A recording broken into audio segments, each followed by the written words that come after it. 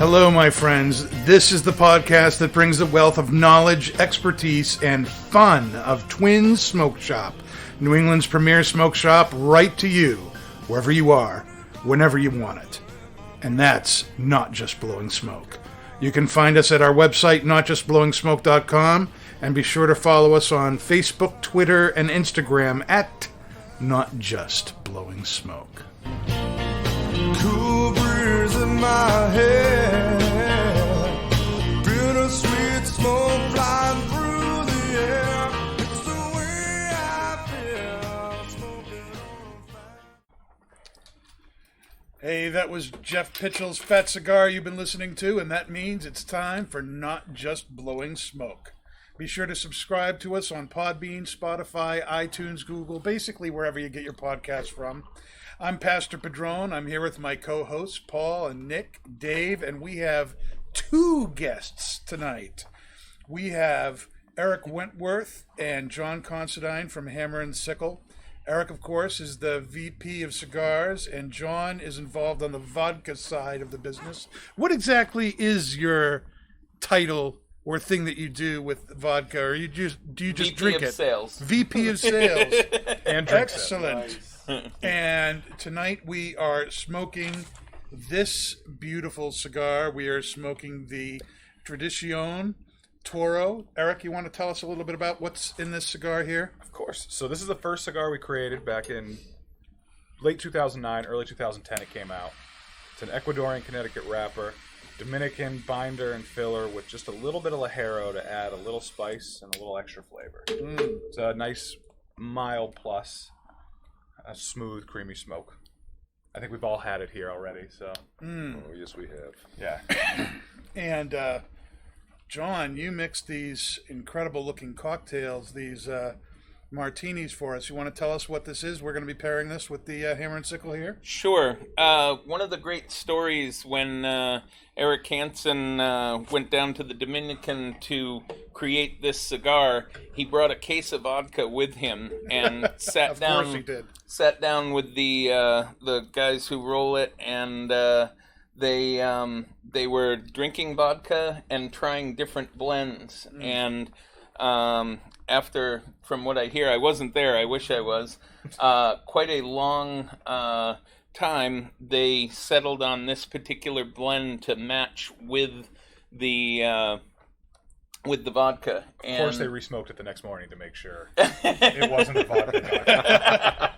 Because they drank a lot. Oh, wait, it was the other one. Yeah, Glad we tried it think again. Any of the 6 bottles were left. I think there was one left by the time they were done. He said, but anyway, because the cigar is light, you need a light cocktail to go with it. So tonight I mixed up a very simple recipe, and it makes you look classy and sophisticated.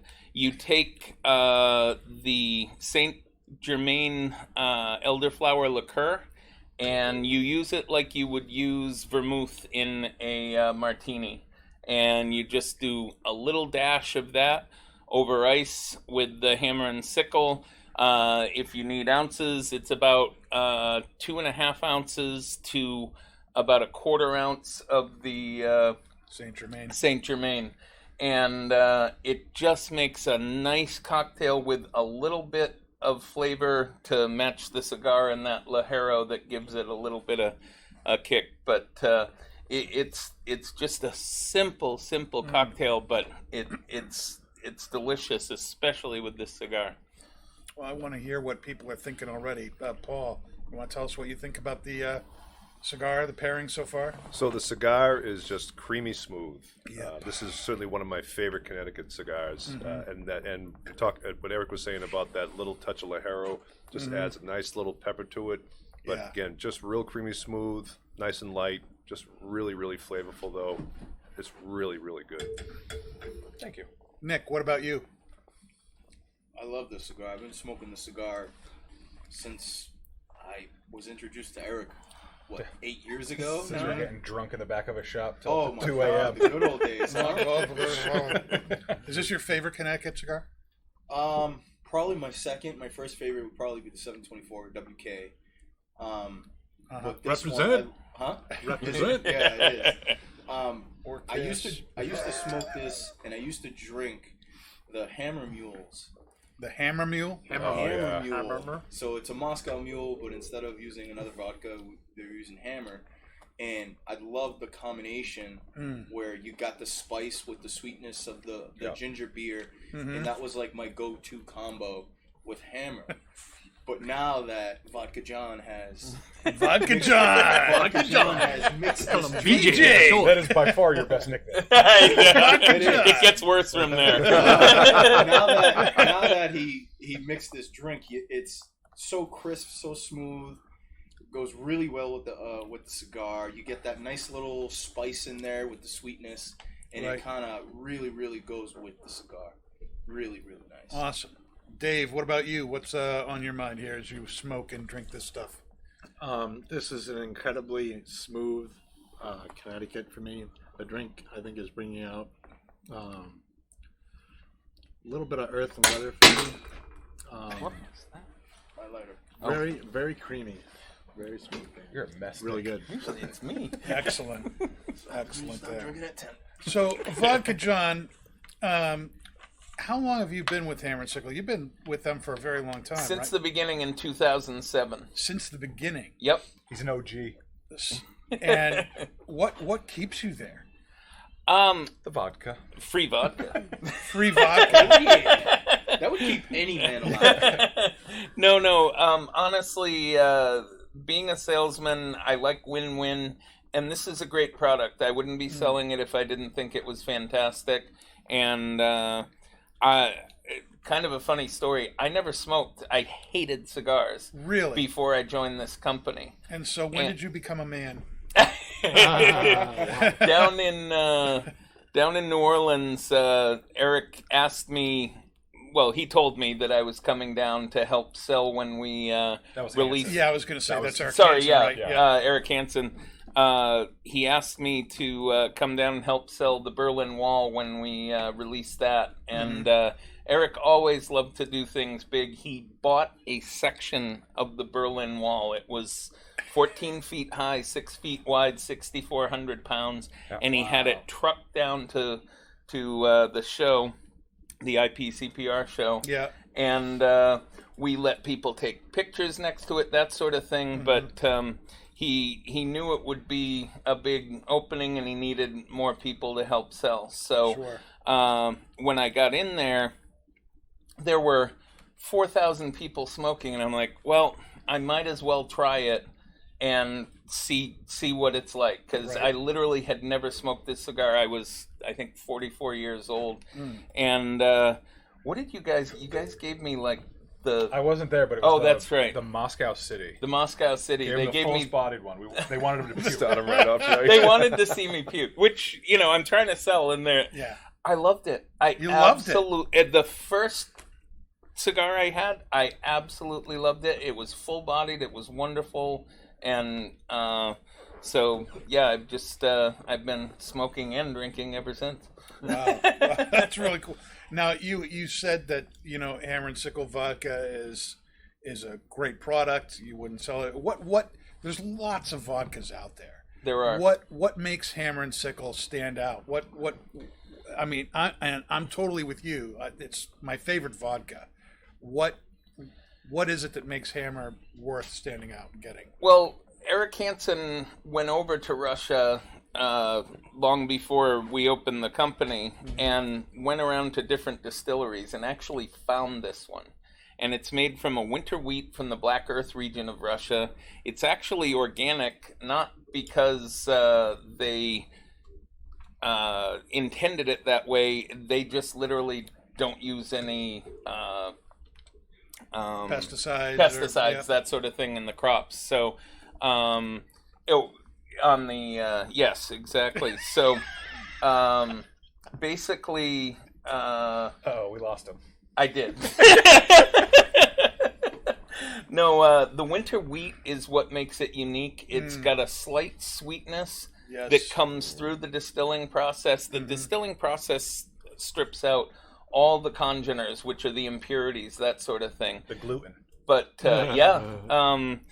It is gluten-free, but we can't claim that because it's made from wheat, and the FDA won't let us claim that. Even though there's no gluten in it. It is stripped out. It's below detectable limits, but they said they would be sued if someone with a gluten allergy drank it and claimed that it's just not worth it. But basically, any vodka that's highly distilled is gluten-free. And what is highly distilled? What level do you get? 3 or more times. We're 6 times distilled. 6 times? Yes. Yeah. And it's a pot still over in Russia. Tiny little place. It's 3 hours outside of Moscow. It's sort of in between Moscow and St. Petersburg. And they do it. Russians take their vodka very seriously, and this is a phenomenal one. Have you ever been able to go over there and see the place? I have, yeah. It was amazing. Had an incredible trip, and it's very strange to go from Moscow, which is basically like New York City, only the streets are twice as wide. There's 4 or 5 lanes each way in every major thoroughfare through Moscow. But it's opulent. There are huge buildings and a ton of people. And then you go an hour outside of Moscow and you start getting into like third world. You'd see donkey carts with hay bales along the side of the road. Wow. It just amazing the difference between the rural part of Russia and the main Moscow city. That's nuts. Yeah. That's nuts. What was the distillery like? Very small. It was in an airplane hangar.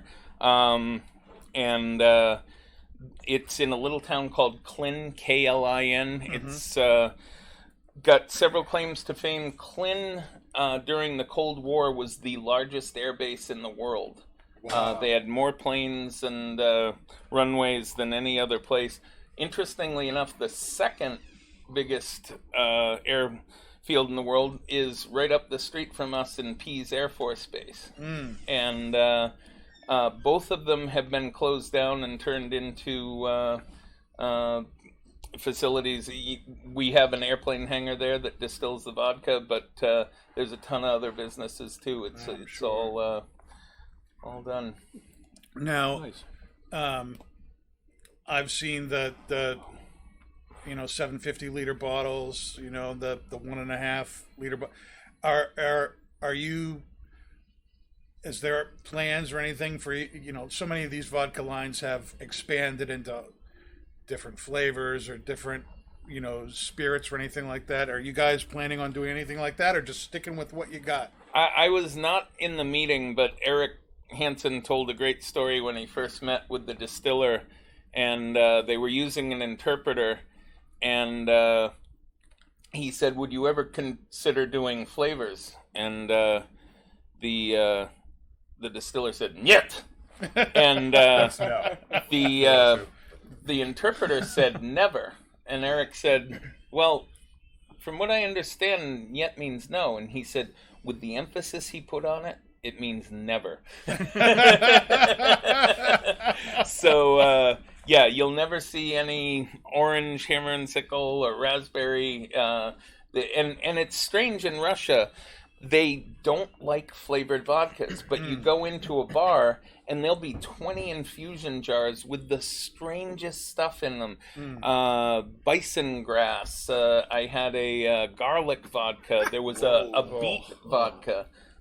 They'll just infuse anything into it, but to them it has to be an infusion. It can't be an artificial flavor. That makes sense. Yeah. That's really interesting. Let's switch gears here a little bit and talk about what's happening here at Twins. If you don't already know, we're open for retail. You can come into both locations in Londonderry and Hooksett, New Hampshire, and pick out your cigars. The lounge is open in the Hooksett location. At Londonderry, it is not yet, but there is outdoor seating. The bar is open, which is good enough for me. You just have to call. We're taking reservations for that. For the seating is done in 2-hour blocks, and you can get your cigar, sit out on the deck.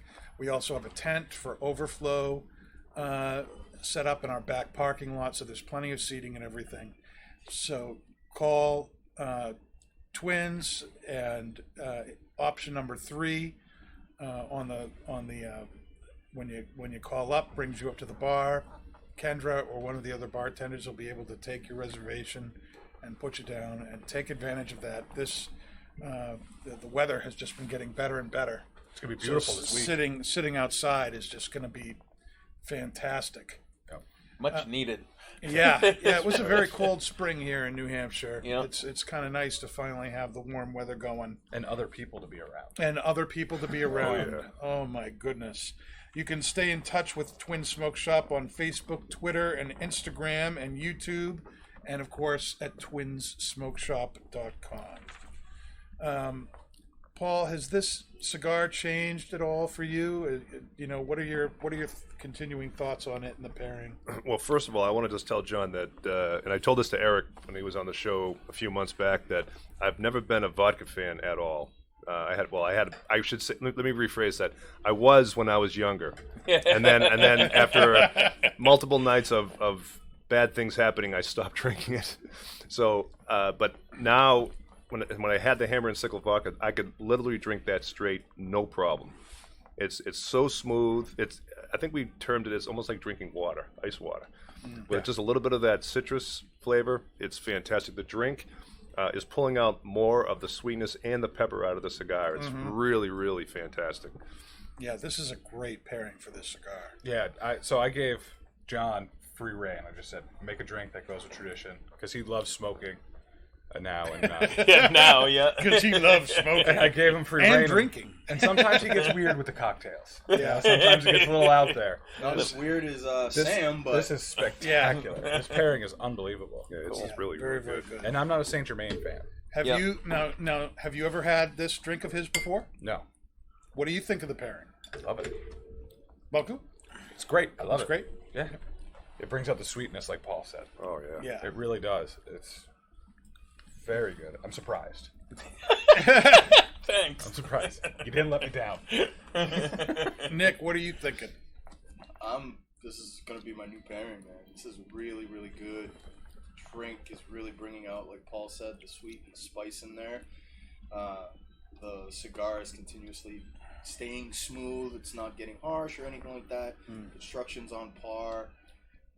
Hammer and Sickle makes a really good cigar, and Vodka John makes a really good cocktail. Vodka John! Typically, it's hard to find a drink that brings out the sweetness in a cigar. Yeah.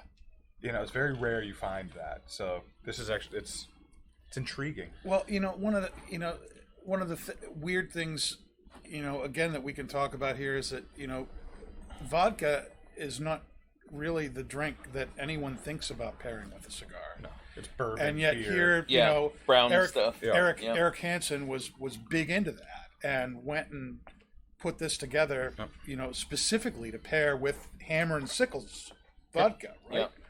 And what made him want to do that? I mean, why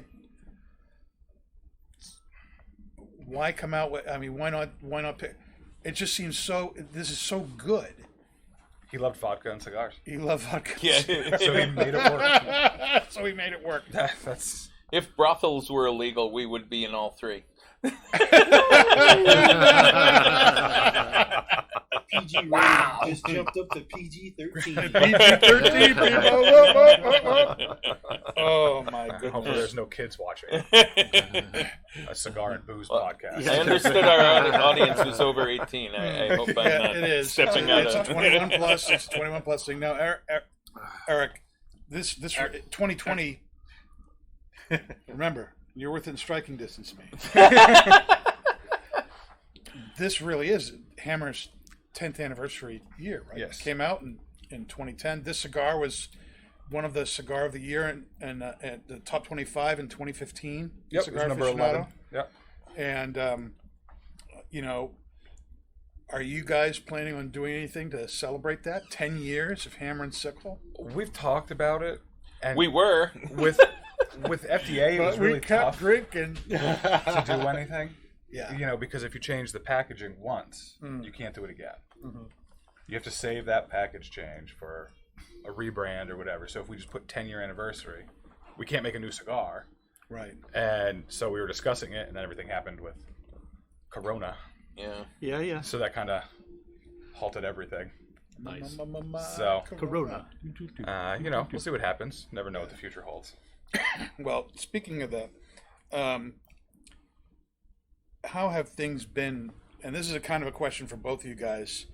With all this Corona crap going on, how has that affected you guys from the cigar side, from the vodka side? As you know, there might have been problems with you that were maybe totally overcome with Vodka John. Do you want to go first? I don't know. So, the cigar side basically, hit a pretty hard wall. Yeah. With the fact that pretty much every state was shut down or curbside pickup. And like Massachusetts, today they got to open for curbside.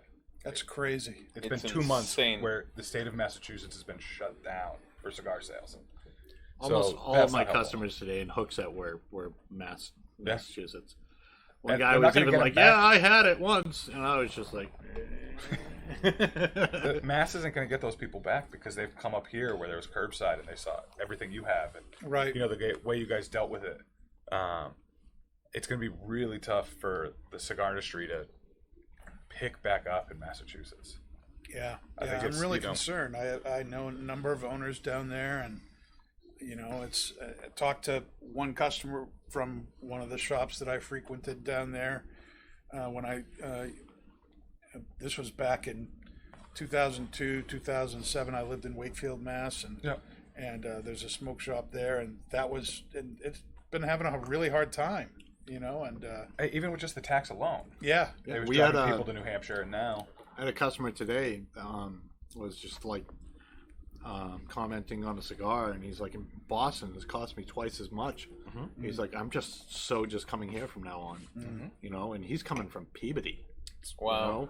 So it costs him less gas money than it does for him to pay the taxes. Now, did he buy a box or did he buy a couple singles? He spent like $160 in singles. All right, so he made it. Yeah, he made it worthwhile for the trade. Yeah. And he bought a pipe, and he bought pipe tobacco, and we started doing that road. And today was his second day back. So, very good. Yeah. Wow. Yeah. And then he brought a friend. You made new customers. There you go. Yep. Perfect. So Erik, what's Hammer and Sickle is a truly boutique brand. What is it? What are some of the things you really like about being in charge of a real boutique brand like this? And then what are some of the challenges? So what I like about it is I get to be really hands-on with everything. I know every aspect of what's happening with the cigar side. So if something goes wrong, I know where it went wrong right away. I can, figure it out and fix it because it was me. Yeah. And then again, that's also a challenge. Is that everything is me? There's, we have some brokers throughout the country and stuff like that, but luckily enough, we're a very close company where when we're making big decisions on either side, we all get in a room and do it. It's we don't have to go through it for me on my own or with them with 3 people, 4 people. But that's probably the biggest challenge is just not having somebody else to call on and be like, oh, you know what, we have a delivery coming in. Can you get to the warehouse? Right. If I can toot his horn a little bit, he went down to the Dominican and met with the owners, and he actually helped put together a couple of the cigars. The EPH was all Erik Wentworth. He created that. That was That's the fun part. That's a plus. Bravo! Yeah. But he got to meet the producers. He got to walk through the rolling rooms and that sort of thing. And he fortunately took a ton of pictures that were just fascinating to look at and see. it's such a different life down there, and So different. he also impressed them because they were smoking one type, and he could tell the types of tobacco that were in the cigar, and the owner of the whole thing checked him, and he was right. Yeah, he called me out. He's like, "There's no way that's right." Oh, look at the big brain I'm like, on "No," Erik. and it was just the wrapper. It was Solid clearly anyway. Ecuadorian, Yeah, right. Connecticut. Yeah. You can tell Ecuadorian, Yeah, Connecticut yeah. when you look at it. You can tell Ecuador. That is so. He's been in the industry for a while. When you're in it for a long time, you just it's a different shade than anything else. Yeah. And they're like, "Oh no, it's not. It's Corojo." I go, "Well, then I don't know if I want to do business here because that's awful looking Corojo." And it was Ecuador, Connecticut. Oops. So, but no, I mean it's got its ups and downs like any job. Yeah, sure. But at the end of the day, I get to have great relationships with, great accounts, great people. I get to do stuff like this. This is work. I know, right? The people that were there today from Mass were like, "You have the best job ever." I'm like, "Yeah."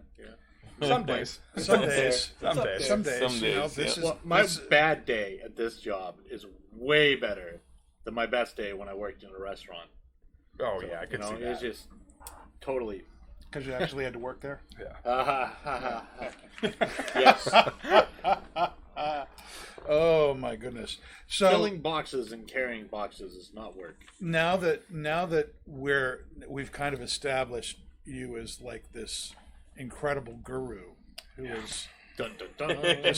Basking Time for it- Jeopardy. Basking it, boys. stepped into the VP position at Hammer and Sickle and just made it shine. What I did. And I know you've been to the PCA show in the past. Yep. Several years ago, the decision was made not to go back. Correct. This year, because of COVID and all the restrictions, and we talked about this last week on the show, the PCA decided to cancel the trade show this year. I'm wondering what your thoughts are. And you've already experienced this. Yep. What are some? Do you have any idea about how this is going to affect the industry long term when both retailers and manufacturers or brand owners are not having to go and spend all the money at the shop? Are they going to realize they don't need it anymore? Are they going to keep doing it? Is it going to change how it's done? I mean, how could this affect the industry in the future? I mean, we kind of already saw major brands pulling out of the PCA already this year. So that was going to change the dynamic in a big way. Huge.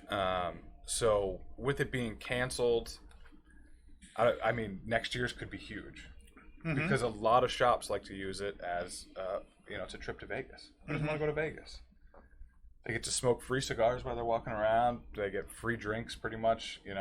Majority of the shops get taken out every night for dinner by some manufacturer. Go to the Hammer Sickle table. Wait, there's not one there anymore. we take good care of our guests. Yeah. Yeah. Just sign here.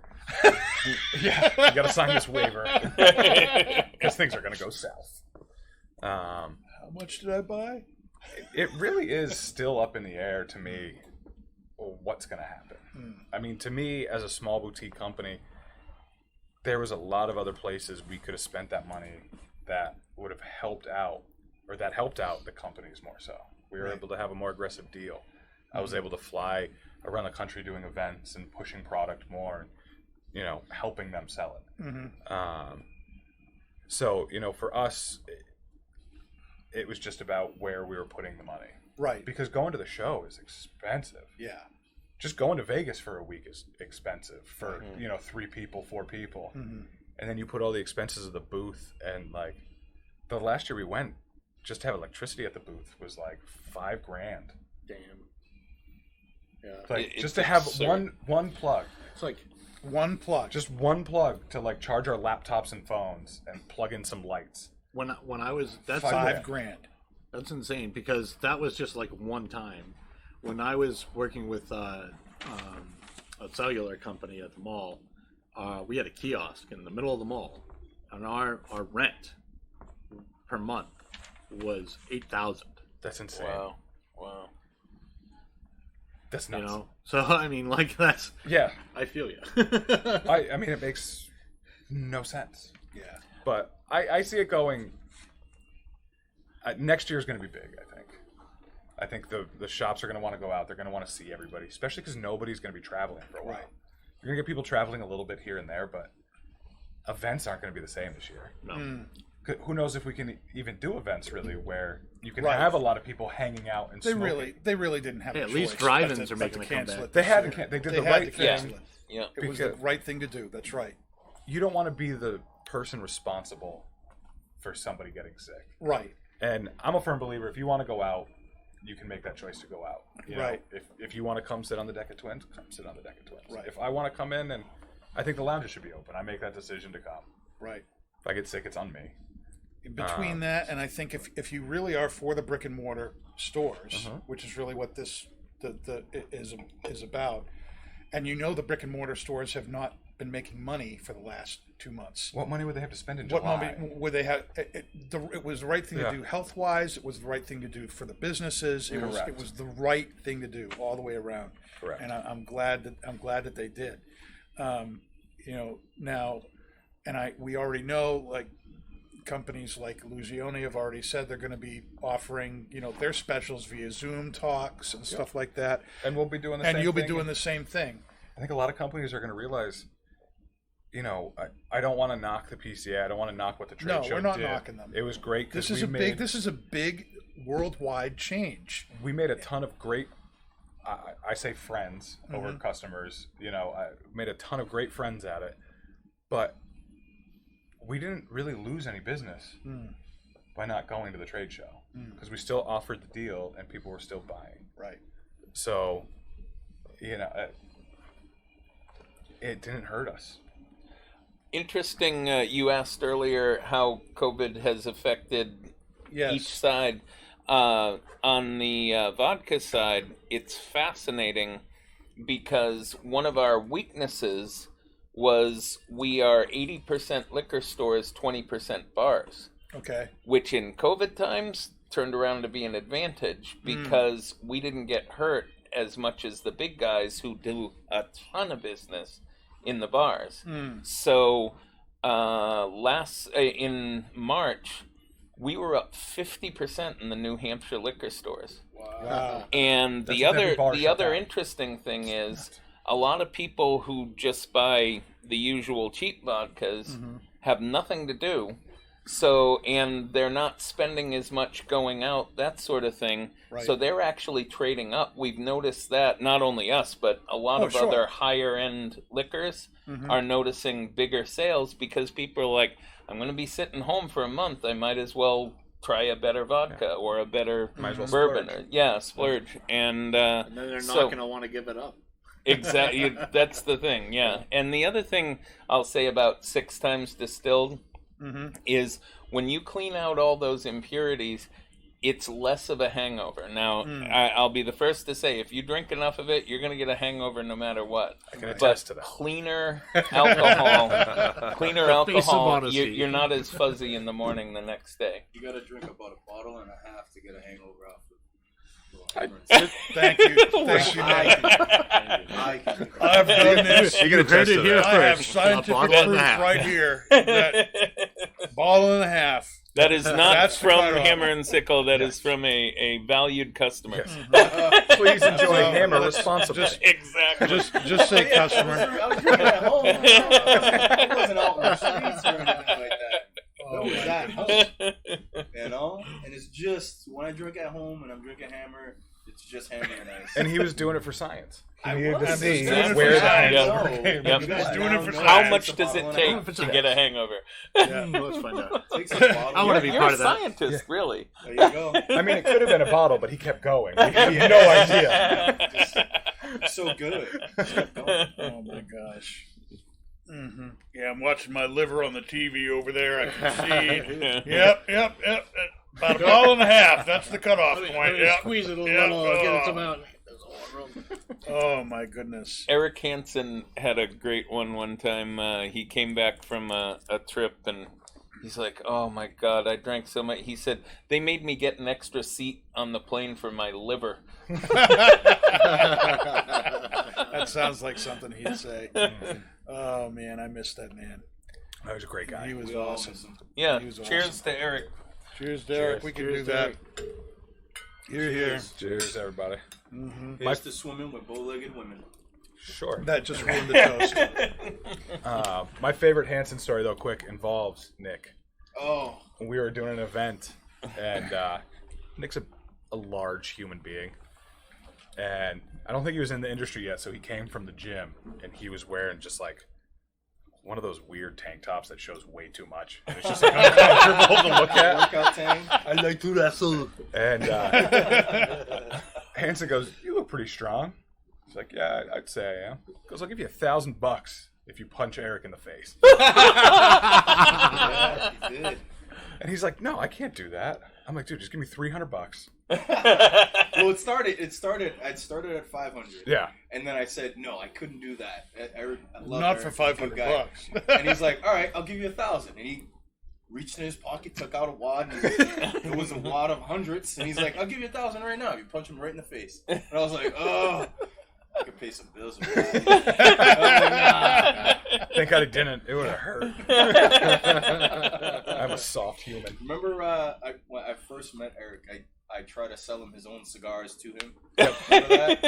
And I was working at And a he Matty shop. just let you go too. Yeah, he just let me go. I thought, because he came in first, and I was working at Plastow Cigar Company, and we were having the event and everything, and I was in my sales mode, and Erik Wentworth was behind Erik Hansen, and he walked in, and I thought it was a regular customer, that collared shirt, rings, all that. I'm like, all right, this guy's gonna buy. So, I go through the whole spiel of all his cigars and everything, and he's like, yeah, and he kept going and going, and each one I had to, tell the blend and the tasting notes and stuff, and he's like, yeah, and then Erik walks in behind him, and I'm like, all right, he's not saying anything. He's like, yeah, well, I'm Erik Hansen. I'm like, oh. You spent 20 minutes selling. So the does that mean you're going to buy a box? Oh, my God. At least he told me I did a good job. So. That's I'm awesome. happy Yeah, about at least that. you were promoting his stuff. Yeah. So. Yeah, if you tried to push him Ashton or something. Yeah. Or acid. He would have been like, fire this guy. Check out this acid toast. So, Dave, what are your final thoughts here on the Hammer Sickle Tradicion Toro? This has been like super smooth and creamy, and I'm getting like some kind of a fruity zest from it. Citrus. Thank you. Some citrus zest. That's what we call it's citrus, Yeah, citrus. not fruity zest. Fruity zest. So, It's a weird way to... Yeah. What's wrong? How about this being the second time I've smoked this cigar, it is a welcome return. Yes, I'm very happy with it. Thank you, Erik. You're welcome. Thank you guys. Nick? You guys really have to come to me and ask how I feel about the cigar? No, not really. Paul, what do you think? Excellent. Nick? Oh, it's a great cigar. Paul? Go ahead, Paul. Take it away. I will say this is an absolutely fantastic pairing. Thank you very much, John, for this. This has been a great drink. Glad you enjoyed it. It's still pulling out the sweetness. I've noticed in the last third of the cigar, it's pulling out some nice, wonderful, light grassy notes as well. Yep. The pepper is still there. Just a well-constructed, great draw, excellent cigar. Really, really loved it. Thank you. Yeah, this is a wonderful cigar, especially for somebody who's into, Connecticut's, but wants something with a little bit more zip to it. Anybody could smoke this cigar. Yeah, This tons is of flavor. Really approachable. There's lots of flavor here. There's lots going on. That little bit of Ligero that's in there just adds the exact right amount of spice, so that for somebody who's a more full-bodied smoker like myself, they're getting that little bit of zip. It is really creamy. It's buttery smooth. I love this cigar, and the pairing here is great. I'm really glad to know about this elderflower martini now. And it's such a simple cocktail. It's very simple. I know we started a few minutes late, but it only took that long for Vodka John to whip up the 6 martinis. Woo-hoo! And one other thing I should say is Saint Germain is very expensive. It's about $35 a bottle.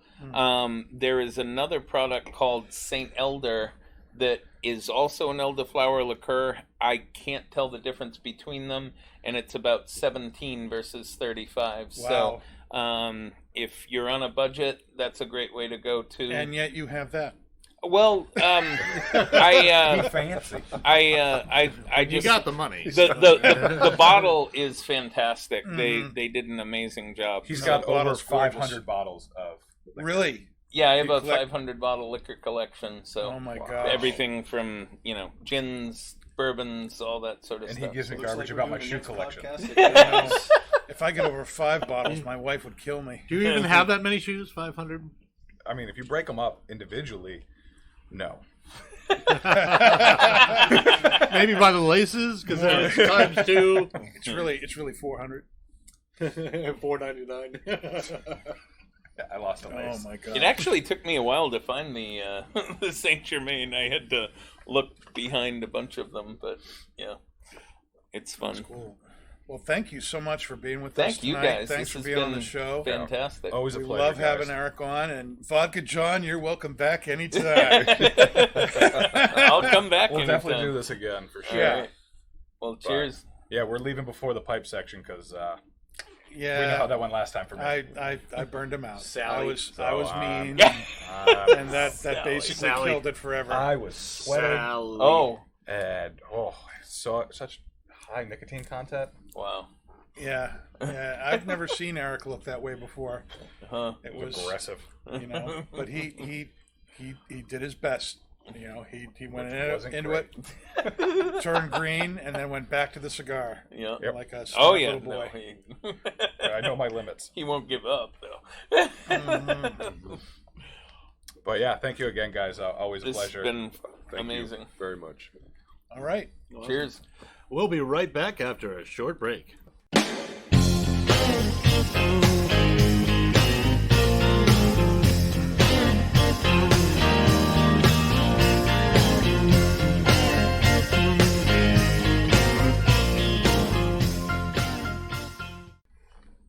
All right, everybody. Thanks for being patient while we had Erik and John exit out for us. And Kendra's going to be walking in a little bit. She's going to be getting our drinks for this half of the show.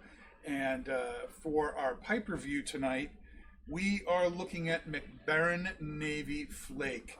And from the tin, if you've never had it before, it says carefully selected Burley, Virginia, and the original Mac Baren Cavendish have been pressed and stored for weeks before cutting into slices.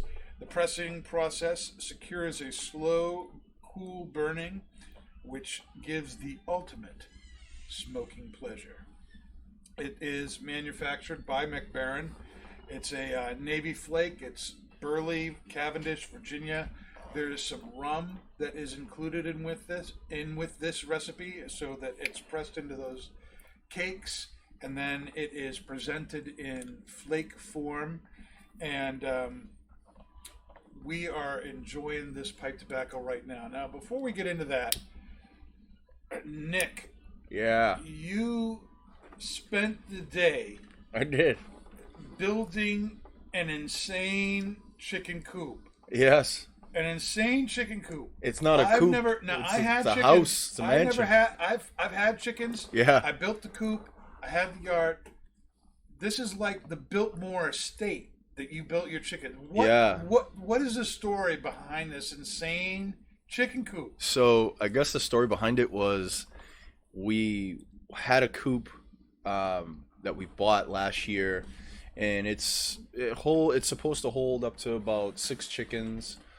But this year we got 7 chickens and 3 turkeys, and the turkeys are turkeys? huh? 3 turkeys. 3 turkeys, white-breasted turkeys. So Why they not 4 turkeys or 2 turkeys? Why 3?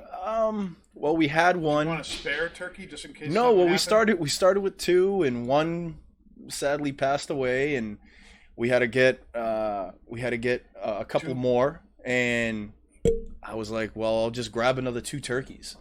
So I just grabbed another 2 turkeys. That's funny it. You say that. You know, my wife has finches, and we have cats too, which is a bad thing. That's not a good combo. I never let my wife get finches, since we have these cats that actually enjoy finch. And you know, one day came downstairs, and the 4 finches, you know, were now 2 finches. Uh-oh. And then the next day there were 5 finches, and I'm like, what the heck happened? How did that happen? You know, and it's like, I'm like, dude, just because, you know, 2 died doesn't mean you have to get 3 or 4 more. But that's how it was. It was Yeah. the same thing. You know, Pretty much. You replace the 1 with 2. It's like they just multiply. Yeah. So we have Now they're in a cage that the cats can't really do anything to them. But yeah, So we have all those turkeys and chickens, and the coop that we have is a small coop. So me and my wife were brainstorming, and we were like, okay, well, we got to get a bigger coop. Yeah. So then we brought the idea to my father-in-law. My father-in-law, being the man that he is, he loves to build things. That's like his thing. He loves to build it, and it's not just like one straight piece that he's going to build. He's going to build it in an extravagant way. And with my wife at the helm, we kept building, and we started this morning. I did a little day drinking with my father-in-law and my wife, and we built this monstrosity of a house. And I think we got a little carried away with it, but it's massive. It's not a coop. It's not a house. It's not a shed. It's a mansion. How tall is this thing? At the highest peak, it's about 10 feet. So yeah, it's at 10 feet tall. Yeah, at the highest is about 10. How long is this thing? About 35 feet. 35 feet? Yeah. How many rooms did you build? 2. 2 rooms. 2 rooms. Yes. There's 2 rooms. And 1 full bathroom. There's a bathroom too? I'll tell you right now. So they have those chickens are not going to use the bathroom. Probably not. They just go anywhere they want. Oh yeah, I know that. When I had the chickens last year, they went all over my deck, and I was cleaning it up every morning. Huh? Well, it probably will be. Once the colder weather starts to come around, we're more than likely going to be putting some heaters in there, just to keep them warm. I've talked to numerous customers that we have that have a lot of chickens, and they said that the chickens really don't need the heat in the wintertime. No, they really don't. Right. So we'll probably throw 1 heat lamp in there just to kind of keep them cozy. But so yeah, the this thing tells you to heat the place. Yes, it's going to be heated. Don't do it.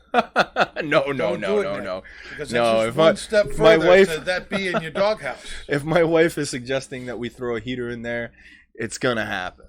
So we spent hours on this thing, and it went from, anywhere from 10 feet to what we have now, which is pretty close to over 35 feet. And this thing is, like I said, it's huge. Well, at least they'll be able to social distance. Yeah. If the chickens are doing that, livestock. Is that your new smoking room? It probably will be. Yeah. It probably will be. But this thing we took They'll all be in day. there, chickens will be saying, "What the clock?" Yeah, exactly.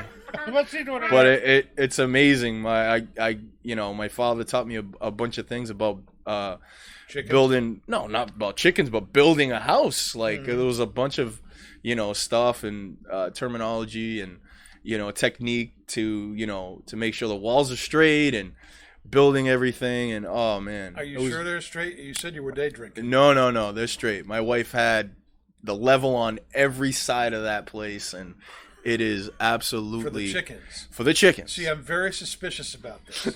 for the chickens don't give a crap about whether or not it's level. So I'm concerned. They don't care about code either. But it had to be concerned straight. for you. It had to be straight. Everything had to be straight. It had to be on level. So it's an awesome place that they can now live in. They live in luxury. Yes. So we're very, very happy. Cosmetic luck. Yeah, absolutely. It furthers the notion that our animals live better than we do. Yes. So hey, they're gonna be living good, but later on when they're getting bigger, you're gonna have some nice chicken breasts on the grill. Maybe a nice turkey dinner. We'll see how that goes in Thanksgiving. Now, this tobacco, Mac Baren Navy Flake, it has been around since 1965, but it is new to us. I know Twins has had this in the past, in pre-Pastor Padron time, but for many of us here, this is the first time we're smoking it. I've been smoking this since last week when it came in. Paul, I'm really curious what you think of this tobacco here. So, I was very, let me put it this way. I was lucky enough to have smoked this earlier today. And I'm getting the same flavors that I picked up earlier today, and it's that banana nut bread. Whoa! Right off the bat, it is just a really, really unique flavor. And I even picked up a little bit further down the bowl some nice little chocolate notes. So imagine a nice banana nut bread with a little bit of chocolate morsels in it. Wonderful, it really is. It's got that nice sweetness, some nice little nut from the Burleys. Medium smoke at best, mild to medium. Yeah. All day smoke with this one. This is just a really, really nice tobacco. Very, Nick, very flavorful. Nick, what are your thoughts on this? The banana bread flag has been raised. I'm gonna have to bring it down. You're gonna have to bring it down. Bring it down to half mass, because I love banana bread, and this is to me, it's not banana bread. I can see where Paul is going with it. Definitely get some sweetness in there. Definitely nutty, but I get a nice floral note in there. Very, very subtle on the back end. Very smooth. Got a little bit of spice on the retrohale. But it's incredibly smooth. Very, very delicious. Very delicious. Dave, what do you think? I'm getting floral on the retrohale, but not any spice really. I'm getting I'm getting some dried fruit.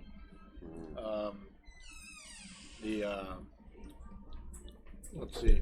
I get spice, I guess, in the draw, but not anywhere else. But yeah, it's going pretty good. I'm enjoying this Navy Flake very much, sir. Is this your first time having it? Yes. Yeah. Now, I'm not getting the banana bread thing. Oh.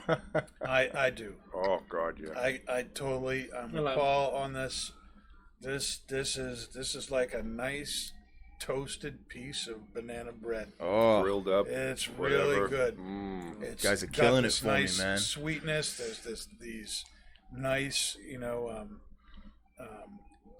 Zeke, one of our other guys who's here. We tried this tonight. He said it was like an oaty kind of bread, like Garfield and Odie. Oat. O-T. Oat. Well, didn't say oat and not Odie.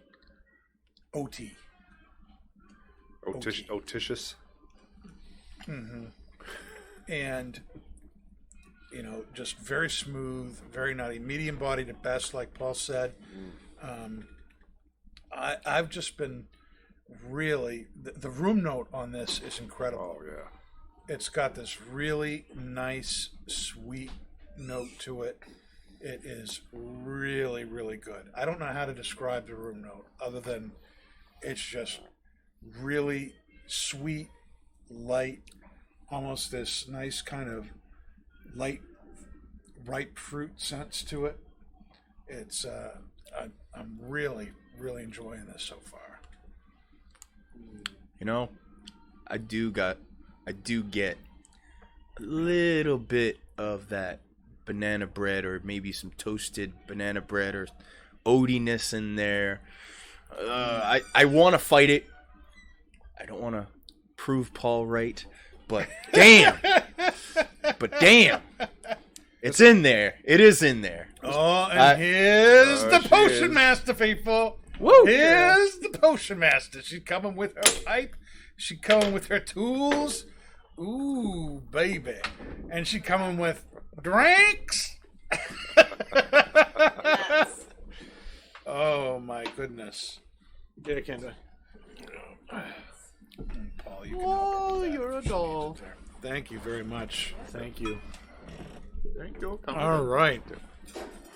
So we have a very, special drink tonight. This is something that, we had talked about what to pair with this, and then Kendra said, you know what? What the hell? I'm just going to make the drink I want. I don't care whether it's paired with it or not. So we're going to see. This is kind of a blind pairing because this drink, has not been made before, and we have no idea whether or not this pairs with this. Let's try it out. Let's see where we're at. I feel like it's a little bit Ooh. It's a little bit lighter than the tobacco, perhaps. But like you said, I didn't really give too much thought to the tobacco. As Paul's helping you out with getting the tobacco for the pipe, can you tell us about the drink? So it's basically a Scotch colada. So it's a Glenmorangie 10-year. What else? Homemade pineapple syrup, some fresh lime, coconut cream, a dash of egg white.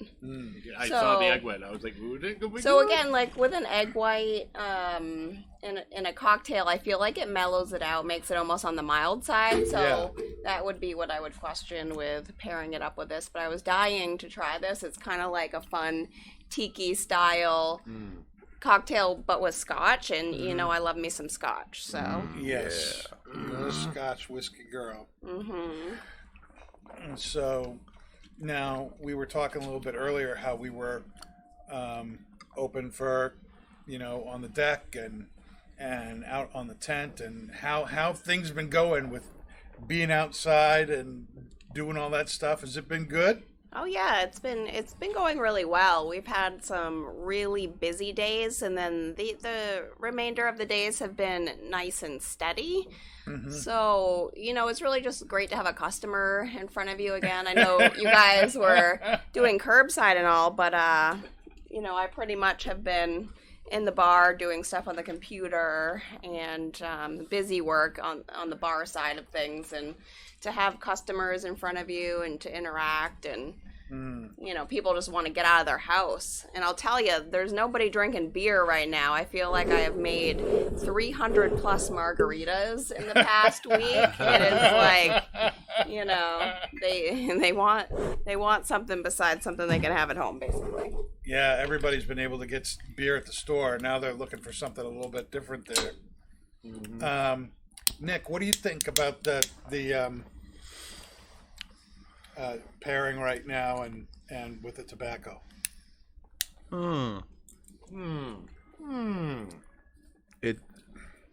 It's gonna be for me a contrasting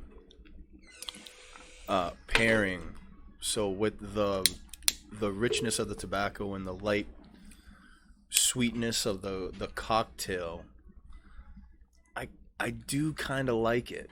It's different. It's very different. I do kind of like it. When I first took a sip of it, I was like, okay, this is not what I expected from Kendra the Potion Master. But as she admits, she just wanted to make the drink just to make the drink. So, but it is a good drink, though. It's very light, crisp, definitely sweet, smooth, creamy, very, very nice. It's a weird combination with the tobacco, because the tobacco is kind of like on the other end, so it almost amplifies the tobacco a little bit. Paul, what do you think? So the drink is pulling out a lot more of the earthy, woody notes from the tobacco.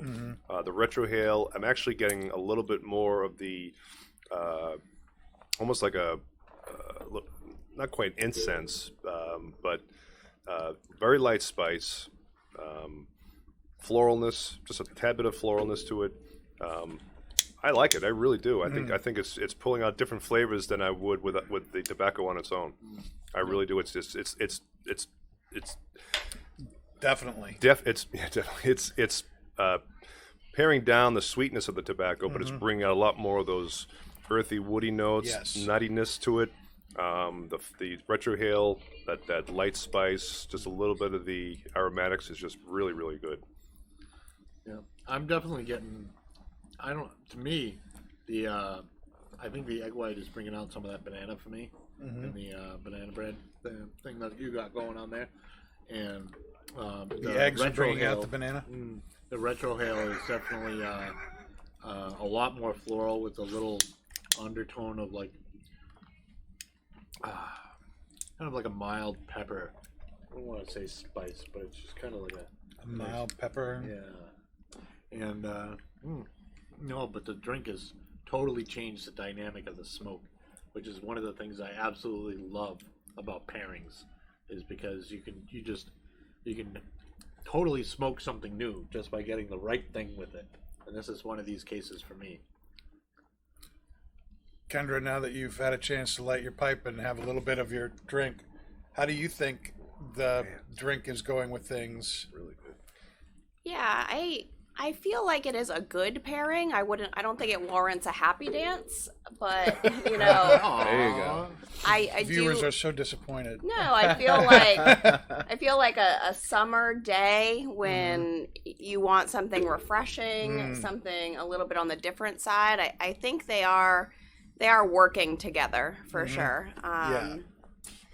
I think that it almost is adding an element to the drink that wasn't there before, where, you know, when you are drinking a penicillin, how you have that creamy smoothness and like that hint of smokiness. Yeah. I think it's adding that element into this drink. You think it's Right? adding a smokiness to Yeah, it? I think it's adding a little bit of smokiness to the drink, but yeah, I am getting like some floral for sure, and a little bit of a nutty earthiness.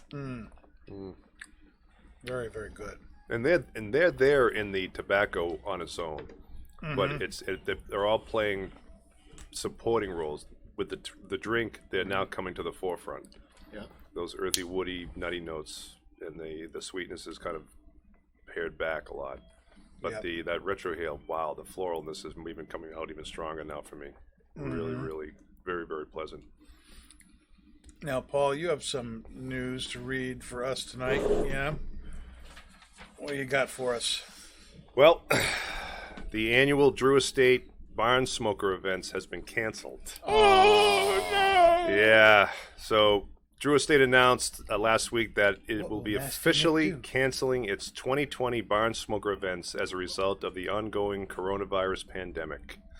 In lieu of the event, Drew Estate will be immediately refunding all ticket holders and sending the complete 2020 Barn Smoker swag set to each individual free of charge and shipping. The Barn Smoker events were originally scheduled to take place in Pennsylvania, Connecticut, Kentucky, Louisiana, and Florida throughout the summer and into the fall, but were indefinitely postponed on March 18th due to the COVID-19.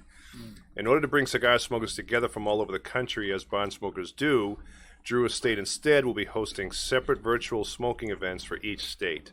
The virtual celebrations will take place on Facebook Live with the virtual barn smoker herps, and will include Drew Estate ambassadors and farmer partners. So they're just basically going to cancel the events and do exactly what a lot of us have been doing in its place, and that's doing Facebook Live events. So basically, they're copying Not Just Blowing Smoke. Exactly. And that's Not Just Blowing Smoke. That's right.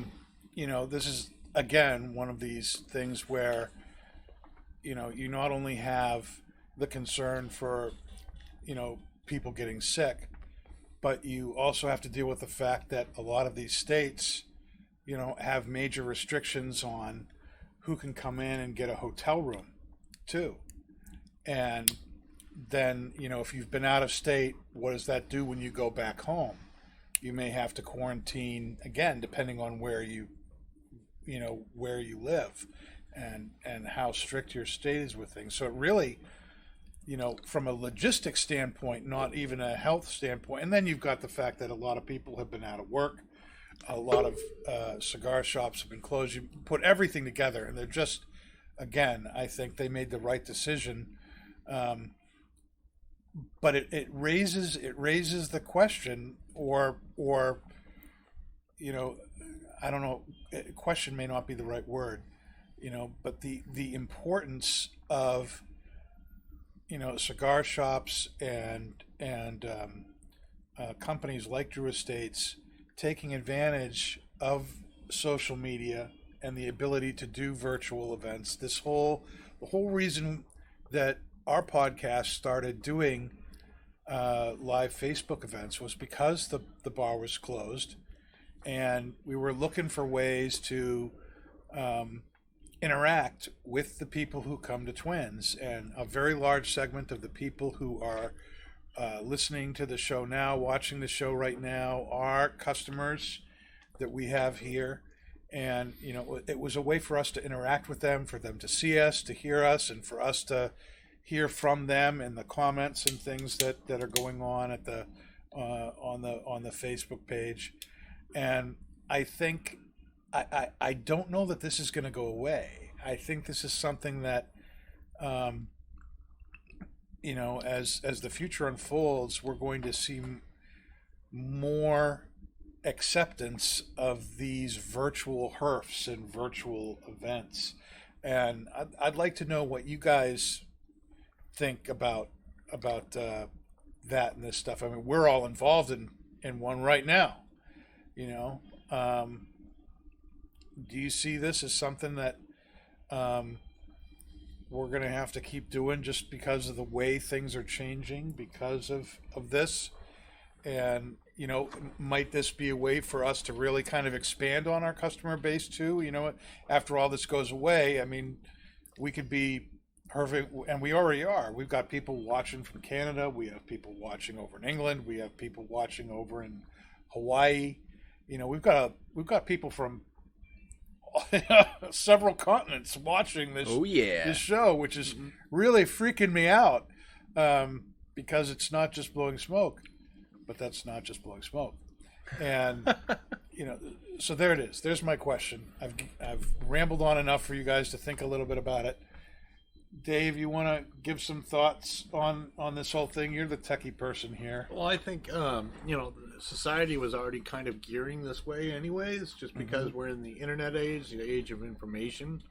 And, it's kind of funny how sometimes college courses were looked at if they were online, is it a real college course or something like that. But now there's no question that yes, they are. And because of we're lucky that we're in this day and age where we can still stay connected while we're apart very easily. And I think that's going to be, regardless of what happens with the virus and whatnot coming and going or just leaving, I don't think a lot of this is going to go away. Part of me wonders, are we really going to spend the money in brick and mortar schools, or are we just going to homeschool? Why have them go to school? What's the benefit? Is it purely for social interaction? Interaction. But I think in some parts it will go back to a little bit of normalcy, but we are definitely permanently changed in some fashions. Paul, what do you think? You're kind of in that generation that doesn't really care about social media. Yeah, I really don't. But what's your take on all this? I have no choice in my household. But you are a part of it. I have to have at least some interaction online. No, I think all industries are going to really relook at how they do business. I think eventually the events, the face-to-face events, will happen again. That's without right. Yeah. But I think they're going to add on the virtual herfs and Facebook Lives and Skypes and Zooms, because I think they can reach a much larger audience, and there'll be, like I said, additional events that will be strictly online, so they can capture the people that can't attend the events. We talked about just regular businesses realizing that workers can work from home and not go to their office to work. So you might see a lot of businesses not requiring their employees to go to work anymore. They may save money in terms of their leasing. And so I think it's going to not just be the cigar industry.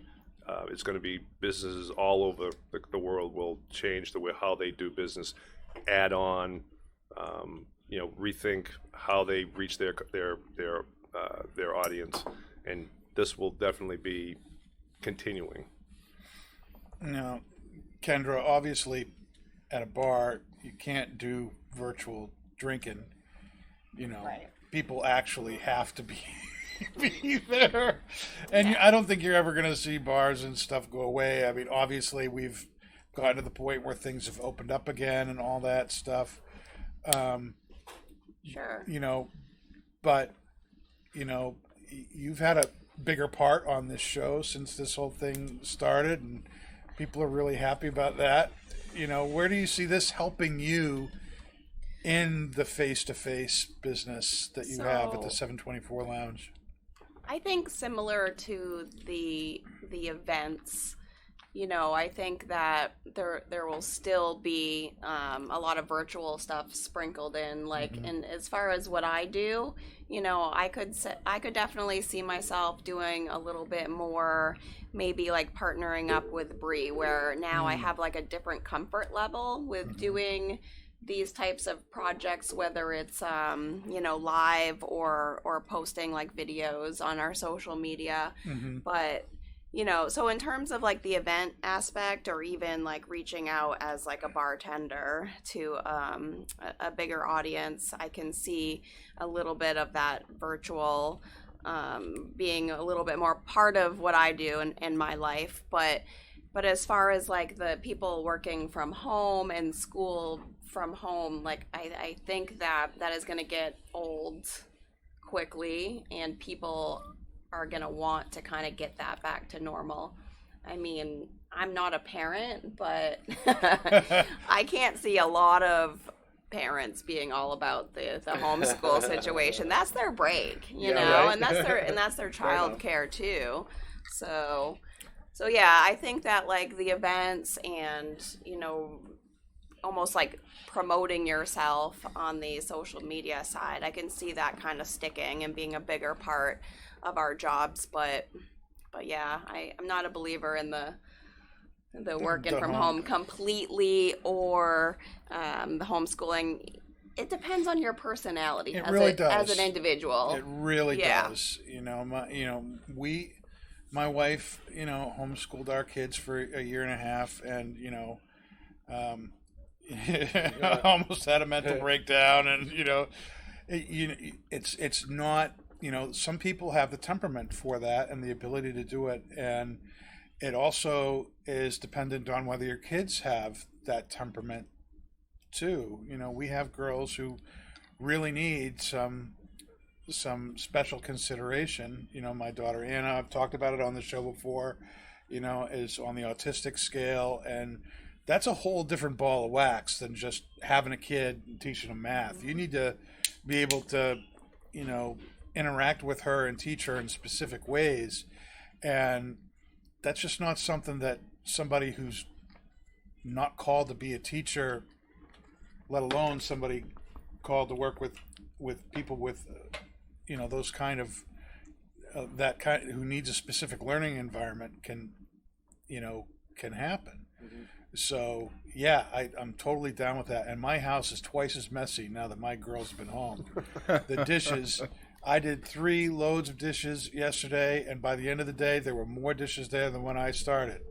It was horrible. We're gonna have to set up a GoFundMe account for a dishwasher, brother. Yeah, you're not kidding. Dishwashers are really, really nice. What's your thought on all this stuff? I think there's a silver lining in the whole thing with COVID, and unfortunately, Drew Estate had to cancel other barn smokers and stuff. But like Paul was saying and Dave was saying, that now that they'll have, I think they'll be able to connect with a lot more of their customer base over doing Facebook Live, doing Zoom.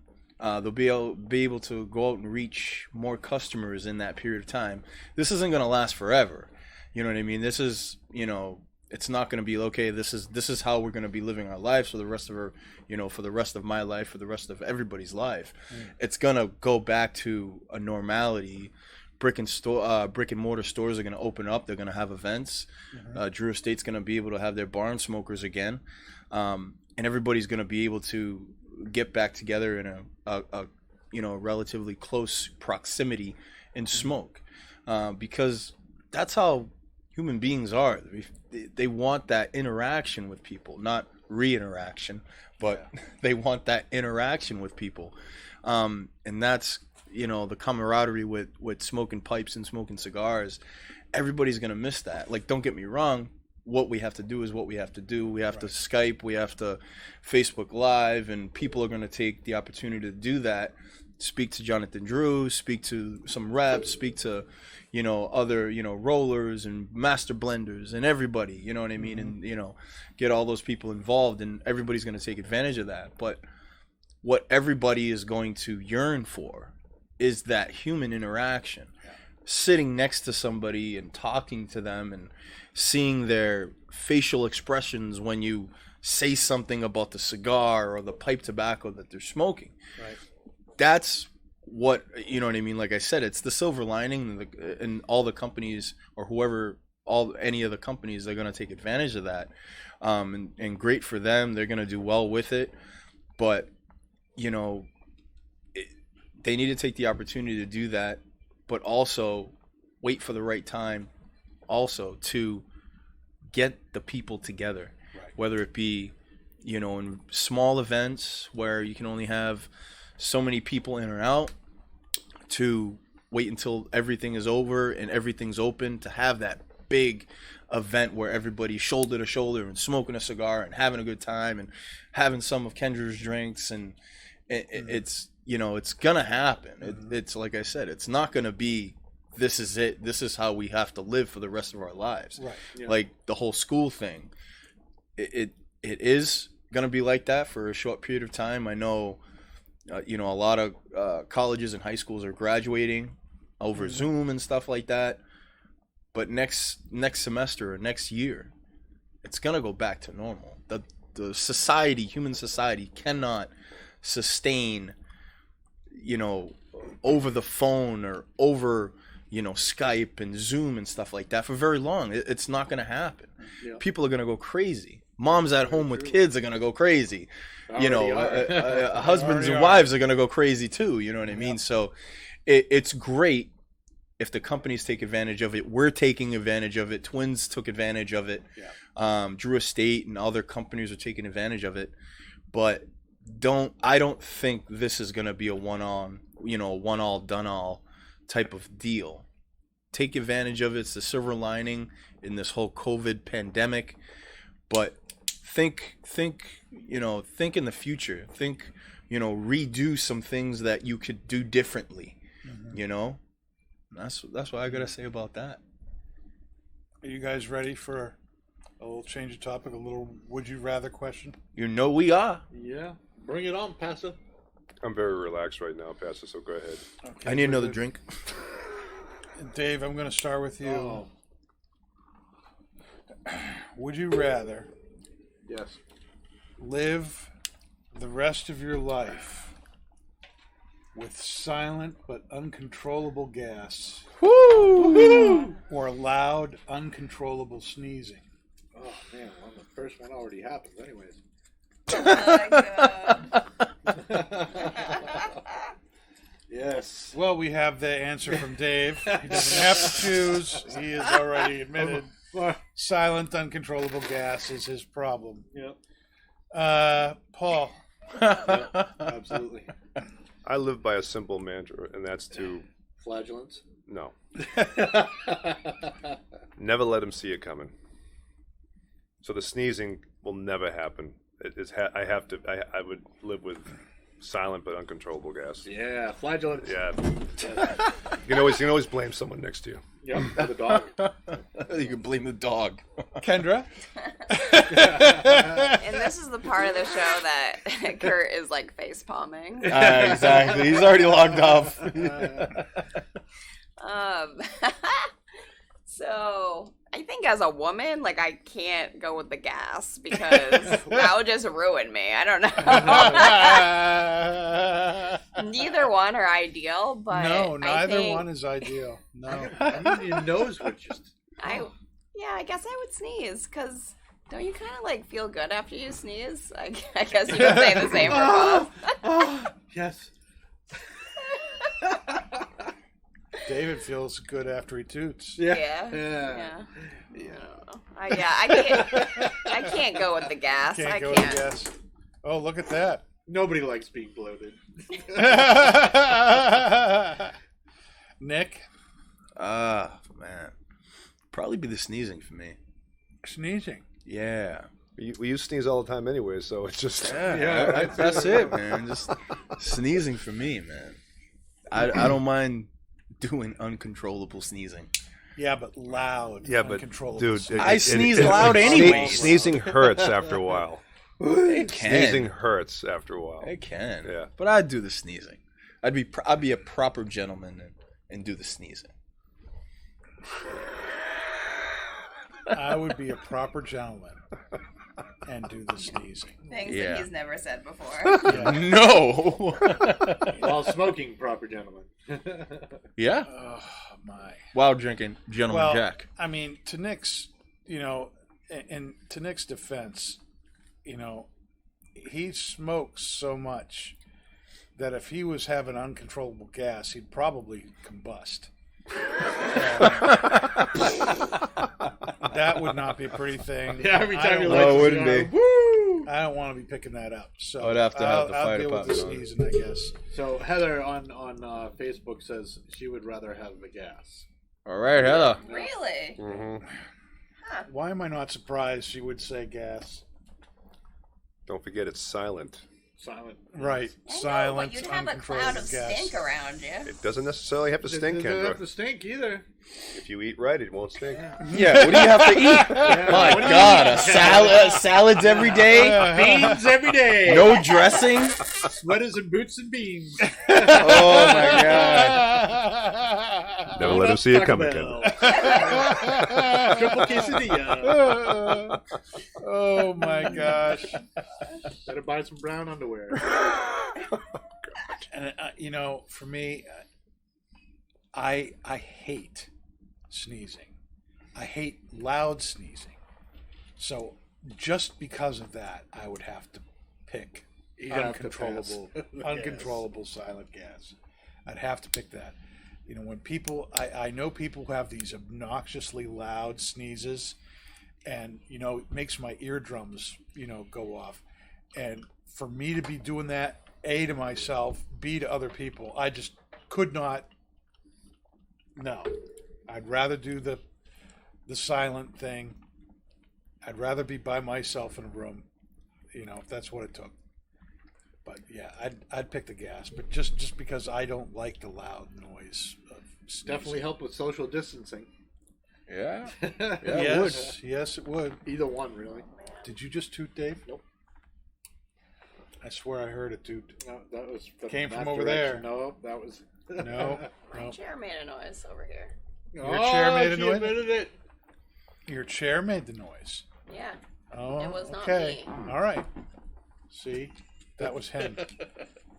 All right. So, what are our final thoughts on Mac Baren Navy Flake here? Paul, you want to tell us what you think? So, first of all, the pairing was very, very good. I really enjoyed this drink. It's bringing out even more of that earthy wood, even almost like a bread type flavor. It really, really is. Like banana bread? Not banana bread, man. It's a different type of bread. I can't even describe it, but it just has that bready feeling. I love it. I guess. Wonder bread. Oh. But the retro hail has that wonderful floral spice, very, very light. Definitely an all-day smoke. I would absolutely have this again without question. This is a fantastic tobacco. Kendra, I'm very curious what you think The about this potion tobacco. master speaks. Yeah, I'm enjoying the tobacco. I would certainly smoke it again. It has a really nice aroma, smooth. The retro hail is enjoyable. Has a nice spicy kind of floral, but yeah, I think overall the pairing is is also good. Yeah. Not my best work, but it was a good drink. I would make that drink again. Mm-hmm. It definitely was a good Absolutely. drink. I have don't. Yeah. no complaints, Kendra. Yeah, Yeah. don't Yes, make that yeah, drink again. yeah. You got to put that on the I'd calendar, probably on the menu. enjoy it more maybe with like a Connecticut cigar, something. I think it would have gone great with the Tradicion. I think so too. Yeah. Yeah. Yeah. Or a Connecticut Superfly Corona. Interesting. Interesting, Dave. Interesting thoughts. But Keep them to yourself. I feel like as we are moving into 80 to 90 degree weather, and this was a good drink to try out and really get in the mood for tiki drinks. And that's a drink that'll hold up out there because of the ice cubes in it. It'll stay nice and cold, which, when as summer comes along, that's so important. Yeah. Nick, what did you think of the tobacco, the pairing? Where are you sitting? Well, I'm sitting right here. Sitting right here, Danny. Right. So you've had one drink too many. No, not enough. I started warming up to the drink, and the drink has brought out a little bit more earthy sweetness in the tobacco. Still getting the nice floral notes on the retrohale. Not really now with the drink, not really tasting the bread or anything, but the sweetness of the drink and the scotch is bringing a little bit more of the sweetness out in the tobacco. Yeah. And it's a really good pairing. When I first had it, I was like, it's kind of light. The tobacco is not light. It's more medium body. I thought the tobacco was gonna, overshadow the drink a little bit. But once you start going back and forth, the combination kind of, the tobacco kind of subsides a little bit in boldness, and the drink kind of caught up, especially when I started tasting more of the scotch. And it is a really good pairing. I really like it. Dave, what are your final thoughts? I'm not really getting any of that yeastiness you're getting, Paul. But The bread. There's a difference between yeast and bread. I love the pairing. I think the pairing was absolutely wonderful. Brought a lot of floral out in the smoke. A lot of some kind of a peppery in the retrohale and the finish of the smoke. 2 thumbs up for me. Really Okay. good. Awesome. I mean, I've smoked this a number of times before the show, and the first thing that comes to my mind when I smoke this is banana bread. And halfway through, it's banana bread with some chocolate bits in it. It just was really, really good. The pairing here, I had no idea what it was going to be like. I hadn't been able to try it before the show. I think the pairing was solid, like Kendra said, and the citrus of the pineapple and the drink totally changed that sweet banana kind of feeling that I was getting from the tobacco. And I really agree with what other people have said, that it became more woody, more earthy. A lot of the sweetness of the tobacco was downplayed by the drink because of the citrus, but that citrus brought forth a lot of the woodiness, the nuttiness, the earthiness that's in the tobacco, basically made the Burley come out and put the Virginias in the background.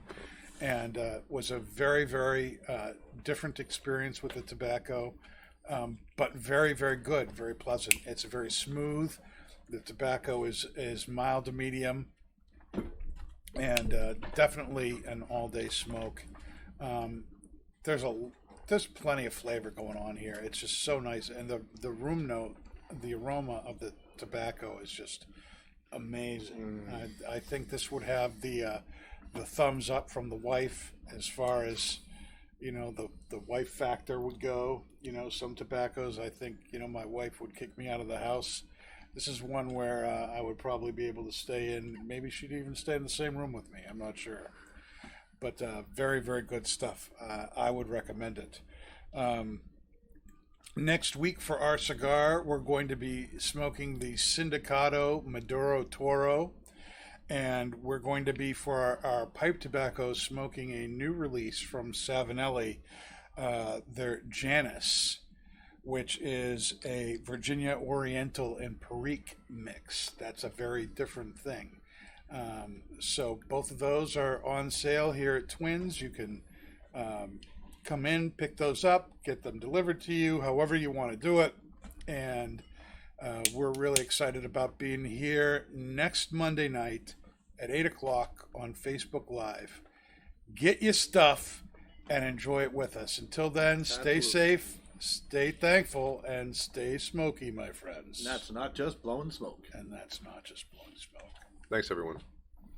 Have a great night. You've been listening to Not Just Blowing Smoke, the podcast that brings the wealth of knowledge, expertise, and fun of Twins Smoke Shop, New England's premier smoke shop, right to you, wherever you are, whenever you want it. You can find us at our website, notjustblowingsmoke.com, and keep in touch with us on Facebook, YouTube, Twitter, and Instagram at Not Just Blowing Smoke. Thanks for listening, everybody, and that is Not Just Blowing Smoke. Rolling with the top